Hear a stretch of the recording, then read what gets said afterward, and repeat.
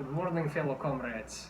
You are watching USSR News, brought to you by the government of the glorious motherland. It is 8 o'clock a.m. on April 13th, 1961. I am Victor. And I am Natasha.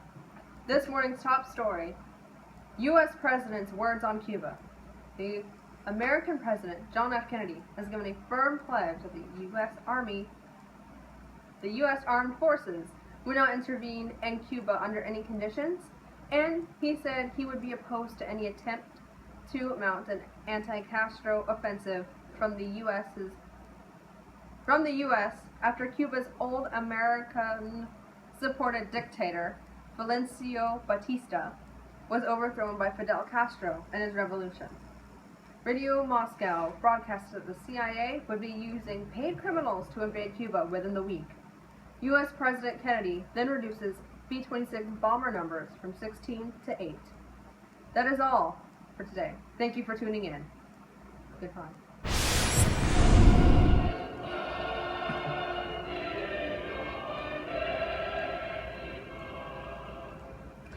Good morning, fellow comrades.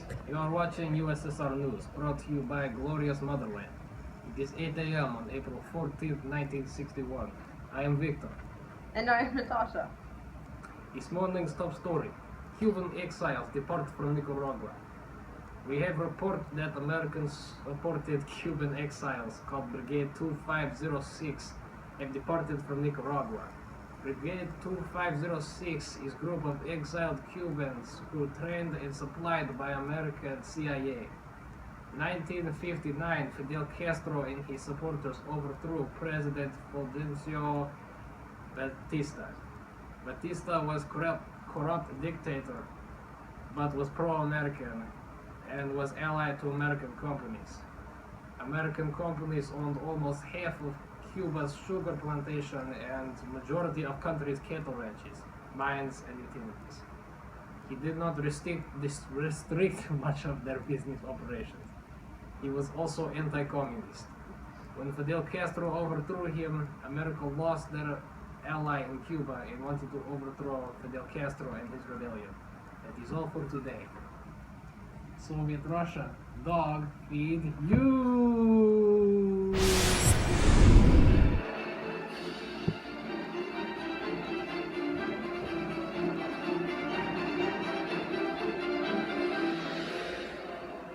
Good morning, comrades. You are watching USSR News, brought to you by glorious motherland. It is 8 a.m., April 15th, 1961. I am Victor. And I am Natasha. This morning's top story, America attempts to destroy Cuban Air Force. At about 6 a.m. Cuban local time, 8 Douglas B-26B invader bombers, piloted by American-supported Cuban exiles and 3 groups, simultaneously attacked 3 Cuban airfields. The B-26s had been prepared by the CIA for Brigade 2506. The bombers had been painted with the flag markings of the Cuban Air Force. Each was armed with bombs, rockets, and machine guns. At least 6 of Castro's fighter planes survived.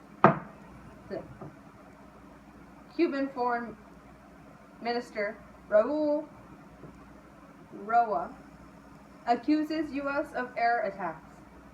Adlai Stevenson, U.S. ambassador to the United Nations, denied America's involvement with the airfield raids. That is all for today. In Soviet Russia, car drive you!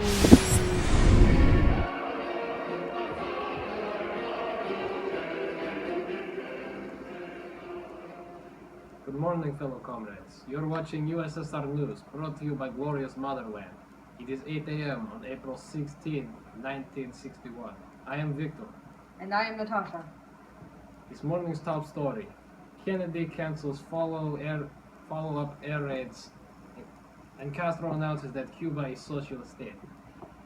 At a funeral ceremony for the Cubans killed in the air raids, Cuban leader Fidel Castro announces that Cuba is socialist state. 4 of the aircrafts damaged in air raids were repaired and ready for combat. The same evening, American President John F. Kennedy cancels follow-up air raids on Cuban airfields to deny American involvement in invasion. That's it.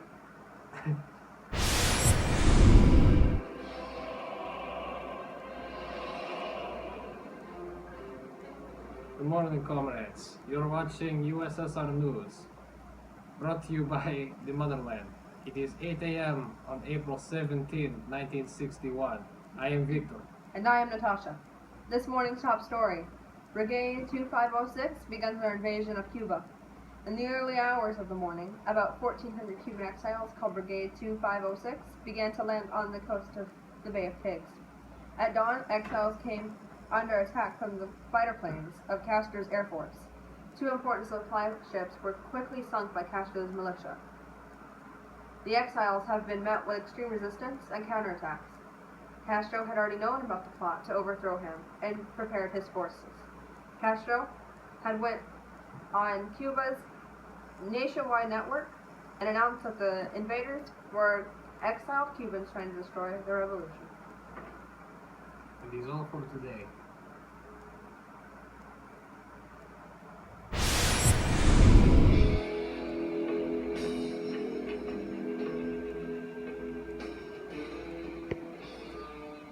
Good morning, comrades.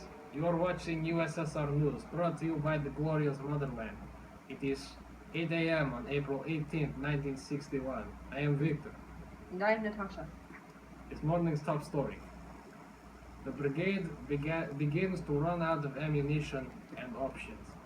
Tanks, soldiers, and militia took back cities and that exiles had invaded. Castro himself has arrived to the battlefield. 12 civilian buses leading trucks carrying tanks were attacked. The vehicles loaded with civilians, militia, police, and soldiers were attacked with bombs, napalm, and rockets, suffering heavy casualties.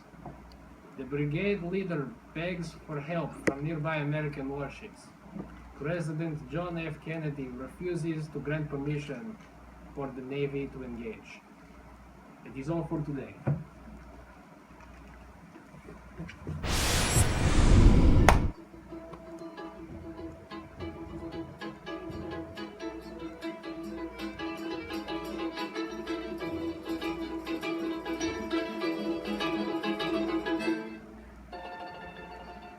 Good morning, comrades. You're watching USSR News, brought to you by the glorious Motherland.